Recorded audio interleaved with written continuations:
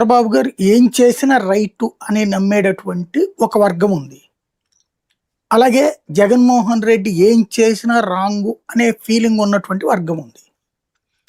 ఈ ఈ జగన్‌ని వ్యతిరేకించే వర్గం అంతా చంద్రబాబుకి అనుకూలమేం గాదు.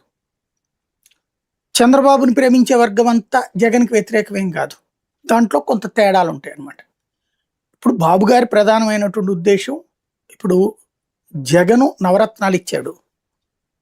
ఆ నవరత్నాలు అన్నీ కరెక్ట్‌గా ఫస్ట్ ఏడాది నుంచి అమలు చేశాడు. సంక్షేమ పథకాలు అంతకు మించి ఇవ్వగలిగినోడు ఇంకెవడూ లేడు, ఇంక్లూడింగ్ చంద్రబాబు గారు.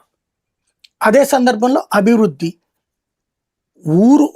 రాష్ట్రం మొత్తం మీద ఒక 10,000కి పైగా సచివాలయాలు, ఒక 10,000కి పైగా రైతు భరోసా కేంద్రాలు, ఒక 20,000 స్కూళ్ళకి సంబంధించినటువంటి నాడు నేడు కింద డెవలప్మెంట్, 15,000 12,000 ఆసుపత్రులు, ఆ 2 ఏళ్ళు కరోనా పోయినా 30,000 ఇన్ఫ్రాస్ట్రక్చర్, మొత్తం 50,000 ఇన్ఫ్రాస్ట్రక్చర్ కదా అది ఓవరాల్గా స్కూల్.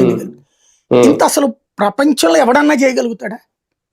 భారతదేశంలోనే కాదు, ప్రపంచంలో ఎవడన్నా చేయగలుగుతాడా?